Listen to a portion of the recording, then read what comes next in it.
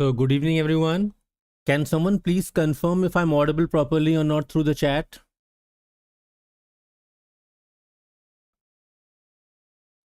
Just say okay, not okay, or whatever the case may be.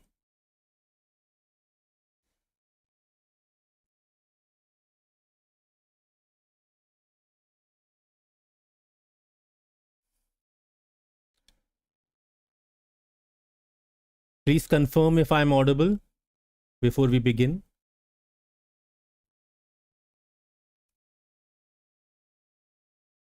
Aman, am I audible? Can you confirm?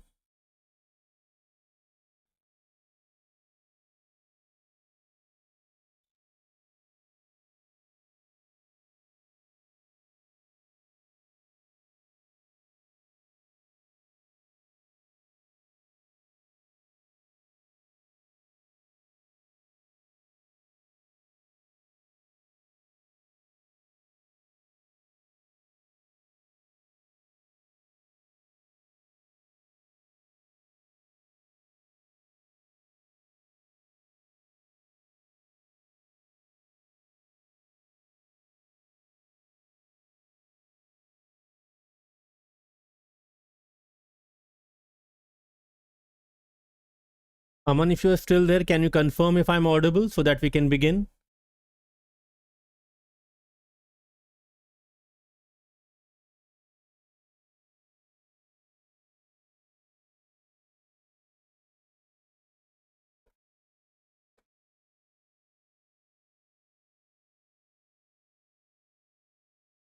Okay, so let's begin then.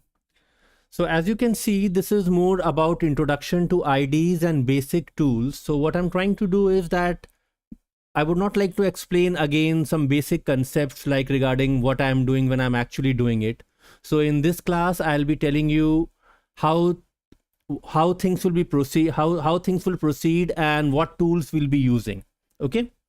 So let's begin with something really simple, and that is I'll open two windows side by side. The first window, as you can see, is my desktop, and then I'll open BlueJ on the other side. So let me begin. I've already clicked on BlueJ. It may take a second or two to load.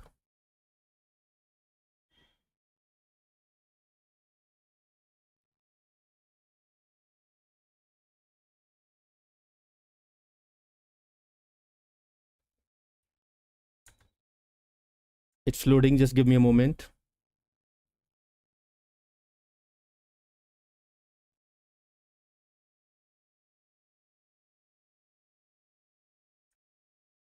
It seemed to have hung. Just a minute.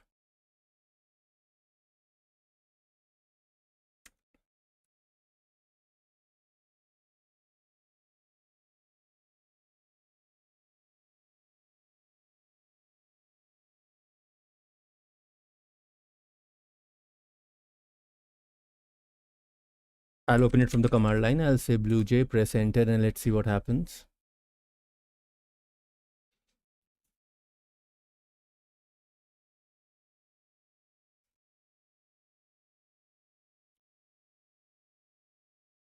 Aman, I believe my actual screen is visible now. I'm trying to open BlueJ, but it is causing some issues on my end. Just a minute. I'll just close everything and I'll start again.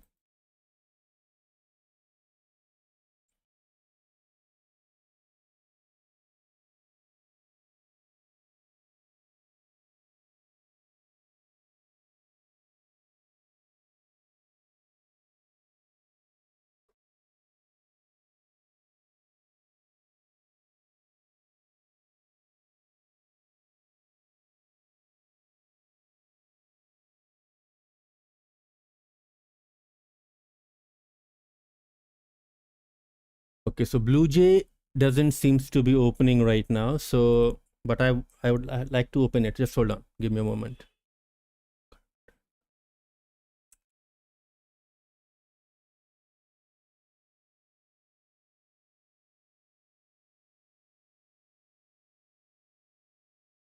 So it's not working, and the probable reason is that I might have a very recent version of Java.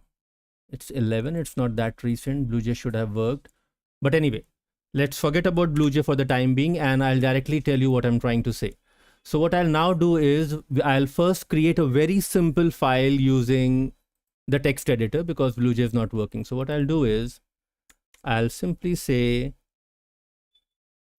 I can use VS Code also, but I want to show something on the terminal because for many of the things, terminal is actually quite powerful. So let's begin. If the font size okay, please confirm. If you are on the mobile phone especially. So I'll just, right now the files, I'll first go to my desktop. So right now I am at desktop, and as you can see, my desktop is currently empty. So what I'll do, I'll just create a very simple file. I'll just say code dot, I'll open VS Code, and here I'll create a very simple file. I'll just say demo.java. Demo.java. So the name of the file is demo.java. And then what we'll do is I'll create a class. I'll call it class demo. And within that, we'll write our main method. So here we have our main method. And then within this, I say system.out.println, and I say demo. So this is a very simple and basic program which I have. And if you notice, the thing which I want you to notice is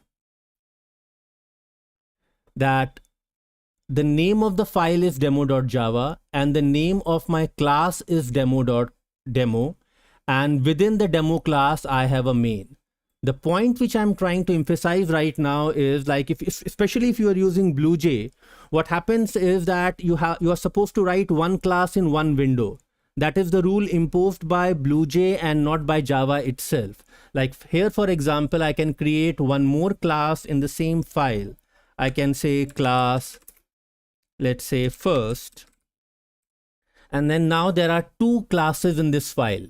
The name of the one first class is first, the name of the other class is demo, and the main is contained inside the class demo. Now I'll compile this and you'll see what happens. So what I'll do is, you can see the list of files over here, and then I'll open a terminal window and I'll compile the program. To compile the program, I'll say Java, and then I'll give the name of the file which contains main. So I'll say Java demo.java, and when I'll press enter, you will see that the file has compiled. Sorry, I'll compile the file. I'll say Java C demo.java, and when I press enter, you'll see that a new file has been created over here, which is known as demo.class. And if I have to run this, I'll say Java demo. And now if I press enter, you'll say computer displays demo. So this is how we compile a program. We say Java C space name of the file, including the extension .java. This compiles, and then when we have to run, we simply say Java and the name of the class which is there. So now we are getting the message demo. Now Aman has asked a question that what is a runtime error? So Aman, runtime error is an error which occurs when the program does not have any syntax error as such. The program will compile cleanly, but when you try to run it, it won't run. Like say for example, let me convert this program for you. Here I create a few variables. I say int a, comma b, comma c. Then I assign some values. I say a is equal to 5, b is equal to 1, and then I say c is equal to a divided by b.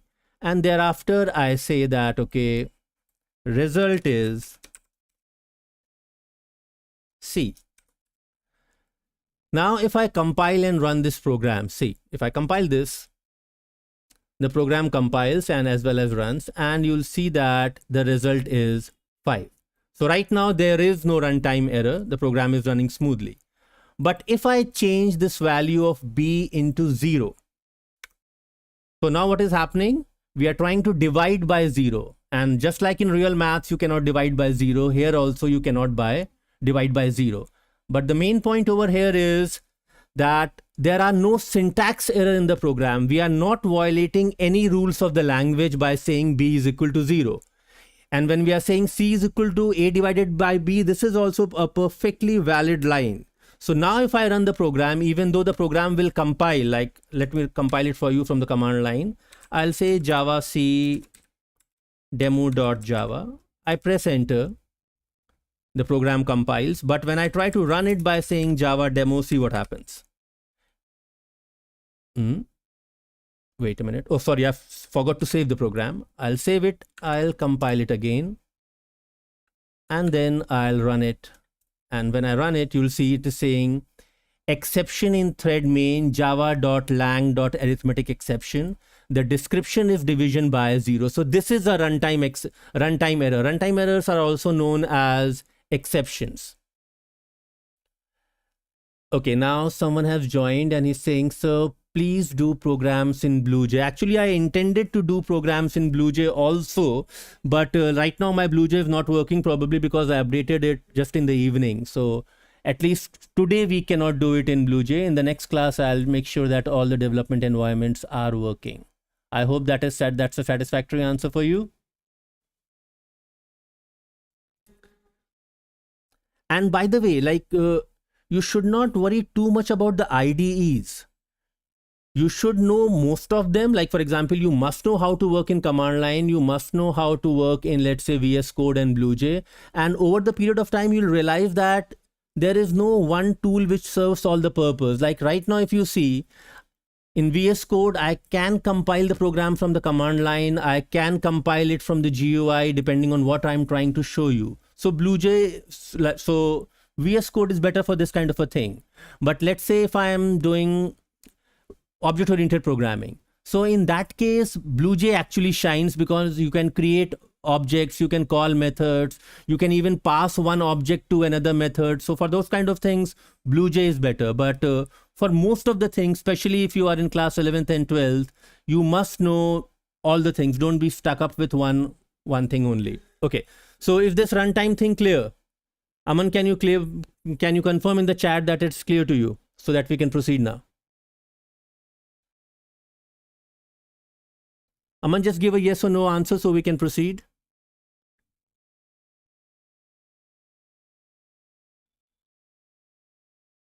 Okay, so that is done. So we now know what is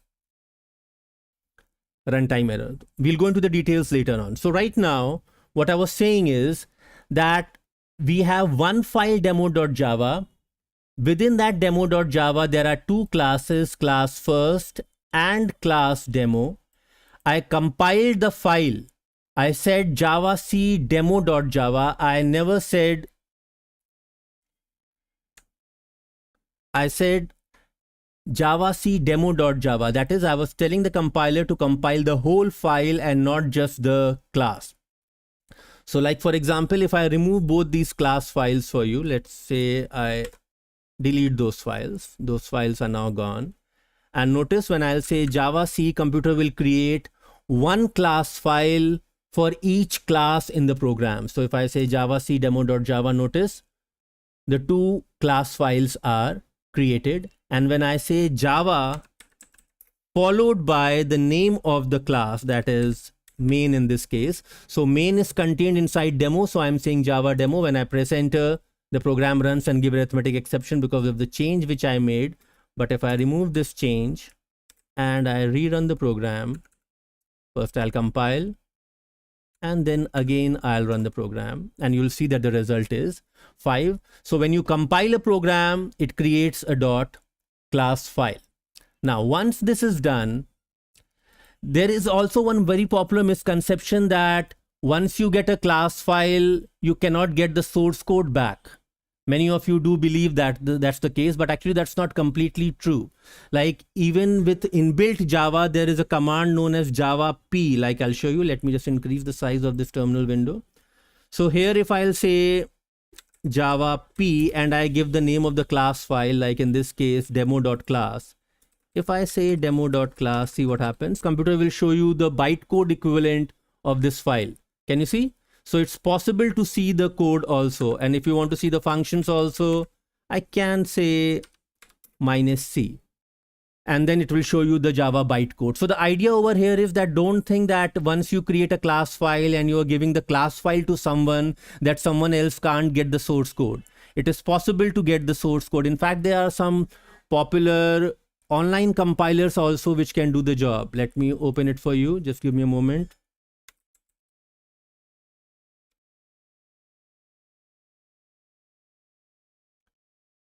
So if you see over here, this is a site by the name of javadecompilers.com. If I choose a file over here, the one which I just made, I'll go to the desktop. I'll just say demo.class, and if I select it and I say upload and decompile, see what happens. It will take a bit. And once it compiles, you can actually see the source code. See, the source code has come back over here. So these things are possible. Okay. This is not strictly part of the syllabus, so we can skip this part for now on. Now, why I am using the terminal window, I would like to emphasize on that.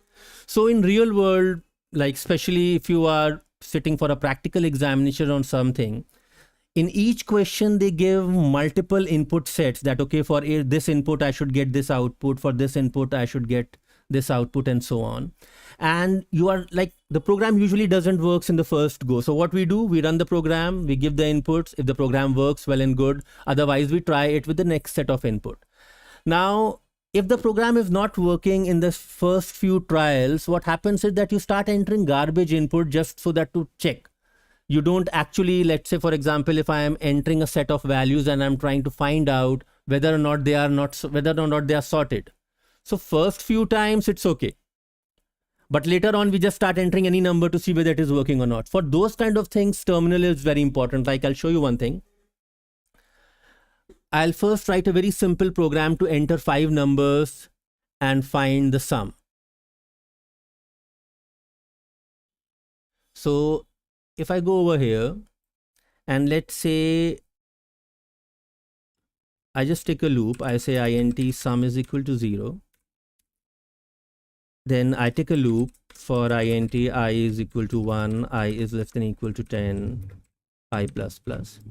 And then I want to enter, so I'll say, I'll go to the top, I'll import the scanner class. So I'll say import java.util.asterisk. And then we'll go down, we'll say scanner in is equal to new scanner, and then within this I'll say system.in. And once that is done, I go towards the end and I'll say in.close. Now this in.close is usually not necessary, but it's always a good idea to close it, otherwise it might result in memory leak. So in.close, and then I'll say system.out.print,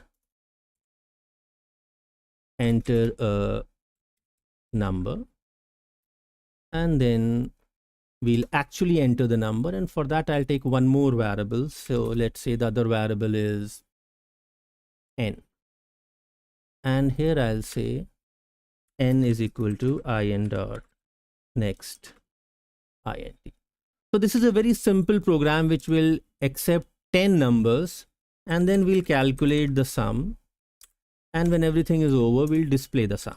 System.out.println sum followed by the value contained in the variable. So this is quite a straightforward program. Let me run this program for you. So if I run this program, computer will ask me to enter a number. Let's say I enter a few numbers, or rather 10 numbers. And once all the numbers are entered, I'm getting the sum. In this case, the sum is 352. Now let's assume for the time being that this is quite a complicated program and we have to run it several times in order to get the correct answer. And the boring part is that we have to enter this many numbers every time. So if I'm working on the command line, what I can do is, in this case, let's say I create a file input.txt, and then I enter 10 numbers over here directly. So I'm saying 1, 1, 10 times. I'm just entering 1 so that we can check the answer directly. So I have entered 10 numbers over here. And now what I'll do is I'll compile this program from the command line. I'll say javac demo.java. The program gets compiled. And now when I'm running it, instead of running it directly, what I'll do, I'll say, notice what I'm doing. If I say cat input.txt, now please note I'm on Linux right now. So when I say cat, the purpose of the cat command is to display the output on the screen. So you can see the entire content of the file is there on the screen. Now, in case you are on Windows, instead of cat, you will say type. And once that is done, I'll say Java demo. So what is happening in this case is that the output of the first command is becoming the input for the second command, that is java.demo. So what it means is that whatever input I have written in this file will go to the input of the java.demo. So if I run enter, see, straight away I am getting sum is equal to 10, and then enter a number was being displayed. So the idea over here is that during the practical examination, especially, whatever the input is given in the question, you can put it in a file, run it like this, and you'll save a lot of time entering those. Make sense to everyone? Please confirm on the chat if it's making sense.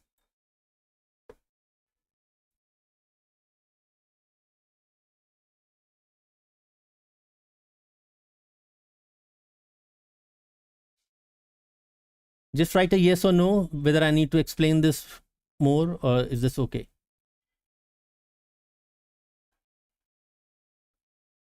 Okay, now I can notice that Aman has asked one more question. What does compare to does? Okay, nice question. And at this point of time, I would like to introduce a new tool which I usually use for explaining these kind of simple things, and that is something known as JShell. So what JShell does is that I need not create things from the scratch. What we'll do is we'll simply write the main lines. So what I'll do over here is compare to. So let's take two strings. I'll say string s1 is equal to, and let's say the string s1 is Agra, and then I take another string s2 is equal to, and I say Aligarh. So these are the two strings. Now if you notice, the first character in both the case is A, so there is no mismatch. The second character in the first one is G and the second one is L.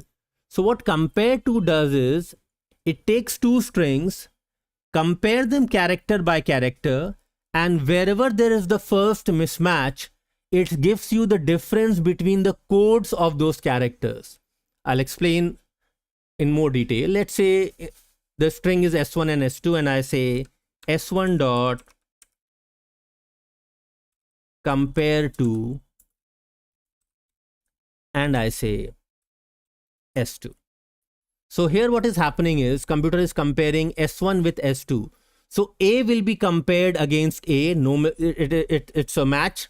So computer will go to the next character G, and here the next character is L. So if you see G, H, I, J, K, L, the difference is of 5 characters between G and L. So if I press enter, you'll see computer says -5. Why? Because Agra G, Aligarh L, G is before L, so I'm getting -5. If I replace the order, let's say I make this into 1 and I make the second one into 2 and I press enter, you will get 5.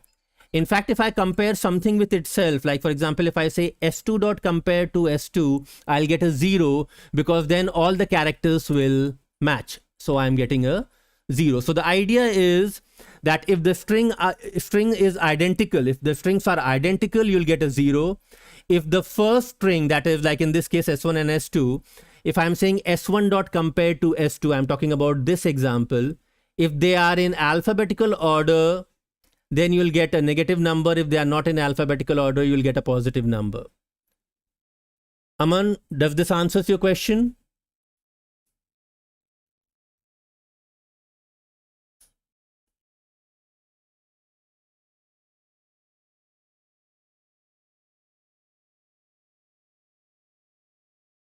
Okay, there is one more, what you call an edge case in this, which I would like to explain now. And that is, what if one of the string is null? So if I take a third string, I say string s3 is equal to nothing.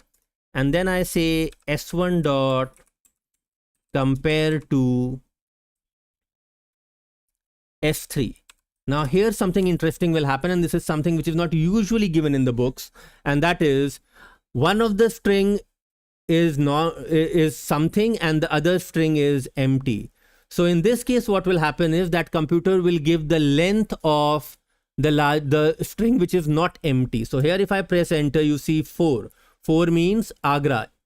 1, 2, 3, 4. There are 4 characters in Agra. Similarly, if I say s2 dot compare to s3, now if you notice, Aligarh has how many characters? 1, 2, 3, 4, 5, 6, 7. So now if I press enter, I'm getting 7. So this is a corner case where if one of the string is empty, you get the length of the non-empty string. Okay, this is one thing. Now if both the strings are empty, suppose I say string s4 is equal to nothing, I press enter, and then I say s3 dot compare to s4. And now if I press enter, you'll see we are getting a 0 because empty versus empty, both are empty, the length is 0, so I'm getting a 0. So Aman, does this clear your doubt?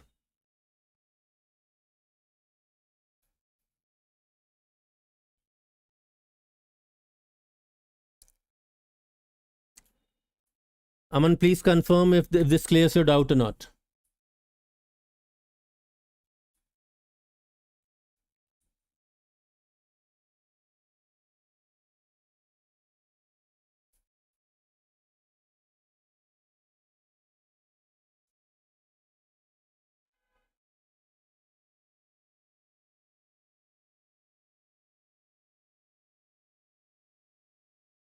Okay. If you have any other doubts, you can post it right now, so I'll see to it.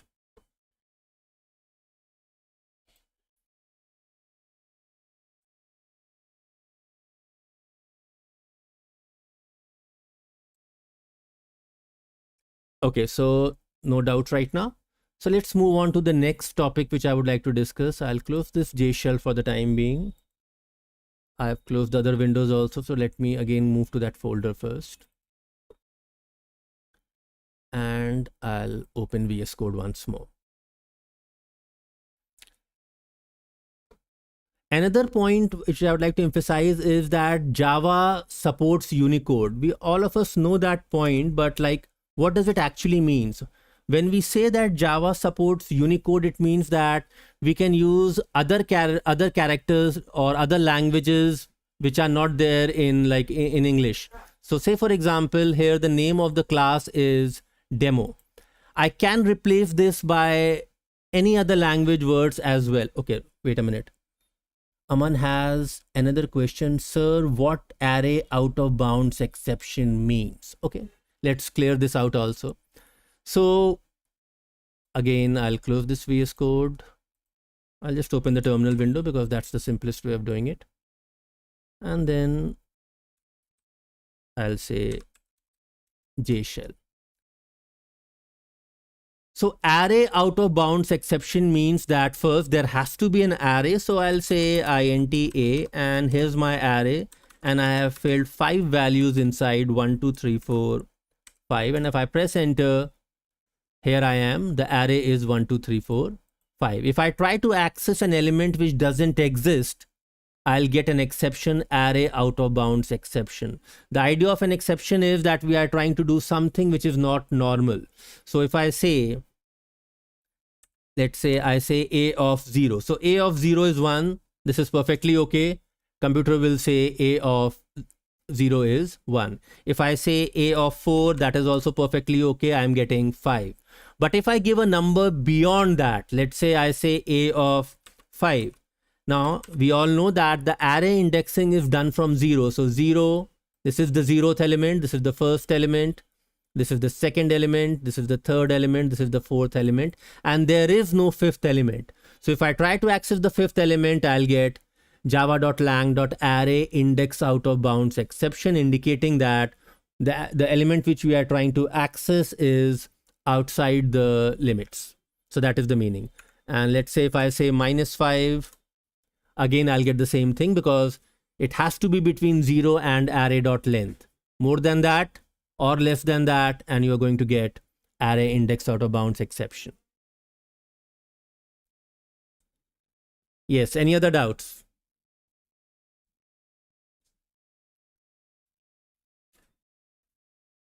Okay, so I think that's sufficient for now. Okay, you can do one thing.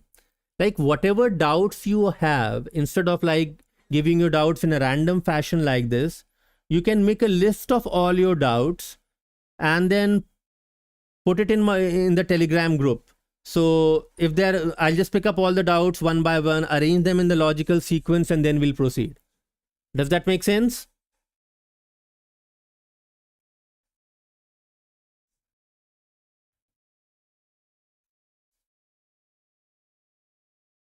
Is everyone okay with this idea?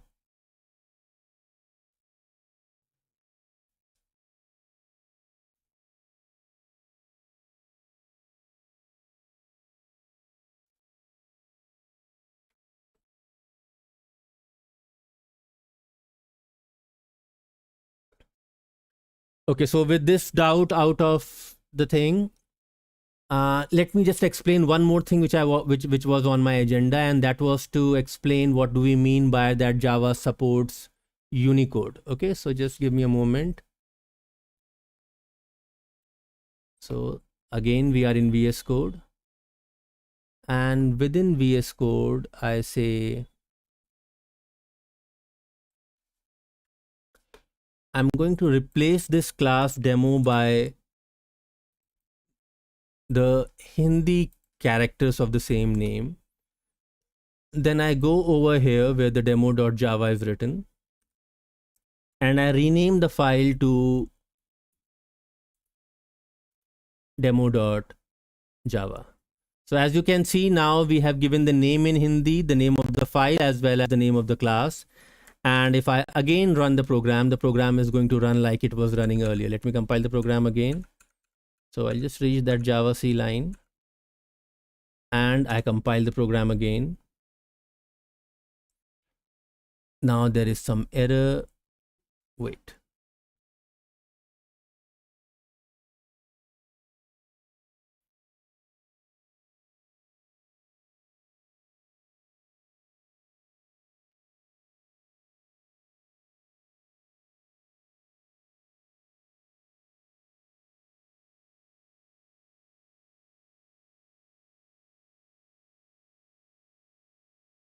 Okay, sorry. Now if we have to compile, we just can't say demo.java in English. The name of the file is in Hindi now. So I'll just paste demo. Now this is where it becomes problematic, because typing in Hindi is slightly a problem for me. So what I'll do, I'll run it from here. So if I run it from here, you'll see that the program will compile as well as run again. So there we are. And the program is running. So now if I enter numbers like we were doing earlier, it will give us the sum of 10 numbers. So that is what I meant by saying that Java supports Unicode. All the identifiers can be in any language. Whatever you can type will work on the system.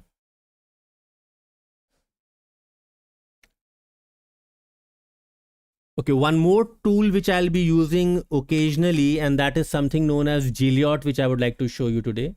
So let me open Gilliot.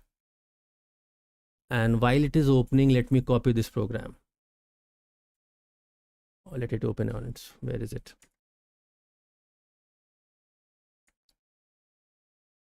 So this is the other tool which I was talking about, and that is something known as Gilliot.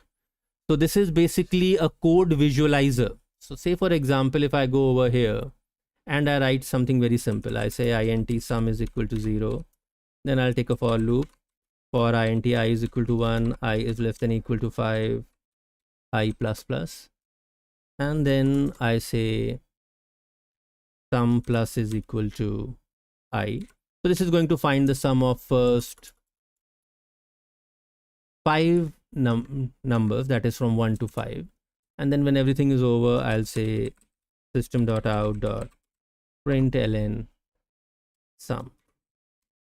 So now this can visualize my code, meaning if I run this program and compile, and thereafter I say play, it will show you the entire execution. See, the main is getting called, the sum is, it becomes 0, variable I is created, the first value of I is 1, condition is being checked, and then if the condition is true, it will go inside the loop, it will do the addition.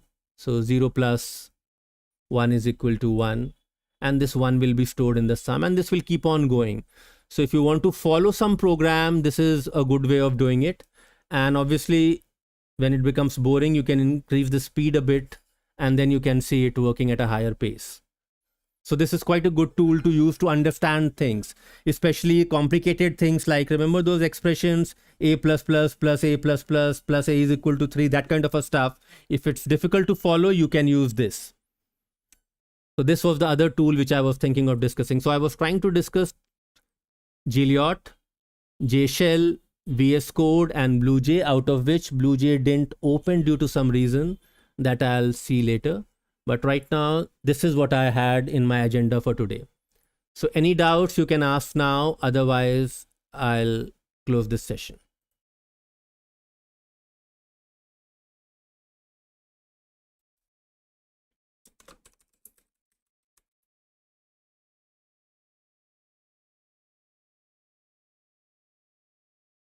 Yes, Aman, it is a code explainer sort of thing. That's what a visualizer is.